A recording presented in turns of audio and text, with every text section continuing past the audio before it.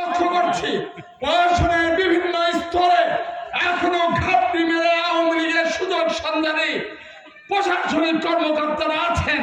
তাদের ব্যাপারে জনগণকে সজাগ থাকতে হবে। আমরা জানি গণঅভ্যুত্থানের সময়, ছাত্র জনতা রক্তক্ষরণের সময় কেউ তো মুখ বের করেননি, সত্য কচ্ছপের মতন লুকিয়েছিলেন।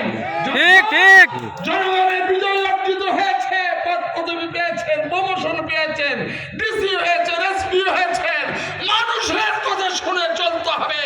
মানুষের কথার বাইরে গেলে আমরা আবার দাস করব না।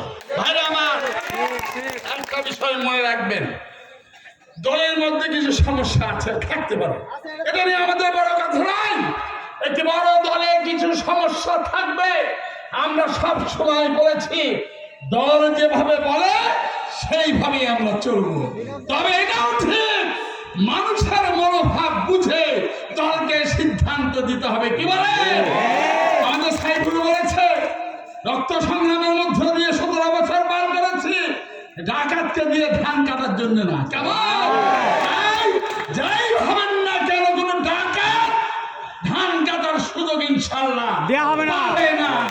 এটা মাথায় রাখবেন এবং সেইভাবেই চলবেন।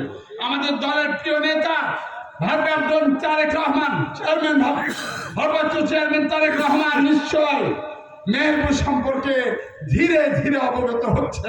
তার কারণ এই সুযোগটা তারা গ্রহণ করেছিল আমার বিরুদ্ধে অপপ্রচারের জন্য। কেমন আমি বলে দদুল সাহেবকে, আমাদের প্রথম মন্ত্রী মহোদয় ছিলেন আওয়ামী লীগ, কি বলেন, দদুল সাহেবকে ইন্ডিয়ায় পার করে দিয়ে 50 কোটি টাকা নিয়েছে। কথা বলছেন ঠিকই ধরা পড়লো 1 মাসের মধ্যে, তাই না? এইভাবে অজস্র মিথ্যা কথা বলে, ভুল তথ্য দিয়ে জনগণের প্রকৃত নেতৃত্বকে, সংগ্রামী নেতৃত্বকে, রাজপথে থাকা নিপীড়িত মুসলিম মানুষকে আড়াল করে একটি কমিটি গঠন হয়েছে। নেন, কমিটি নিয়ে থাকেন। আমরা তো দেখছি এই পাড়া থেকে ওই পাড়া পর্যন্ত খোঁজ নিলে দেখা যাবে 5টা-7টা যারা আছেন, হয়তো অনেক চেহারা কি তারা করে বেড়াচ্ছেন, সবই আমরা জানি। লড়াই করতে হবে।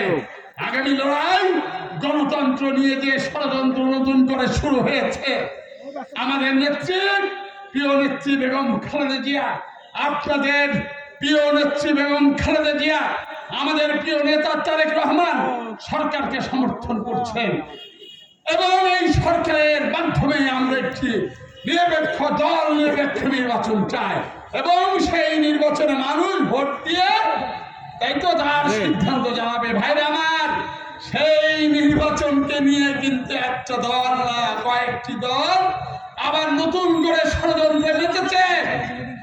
ষড়যন্ত্র যারা করতে চায়, এই ষড়যন্ত্র জনগণের বিরুদ্ধে যারা ভোটকে পিছিয়ে দিতে চায়, তারা ভয় পায় এখনই যদি ভোট হয় কোথায় বিএনপি ক্ষমতায় যাবে। কথা বলেন, আমাদের নেতা তারেক রহমান একবারও বলেন নাই বিএনপিকে ভোট দিতে হবে। তিনি বলেছেন মানুষের ভোটের অধিকার মানুষকে ফেরত দিতে হবে।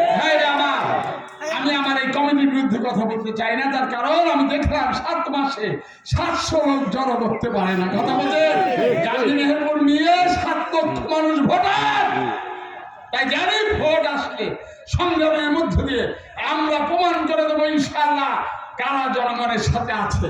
আজকে আমরা মূলত দূরে আমার মা বোনদের দেখছি, এই মঞ্চ থেকে আমি সকলকে সালাম জানাই, আসসালামু আলাইকুম।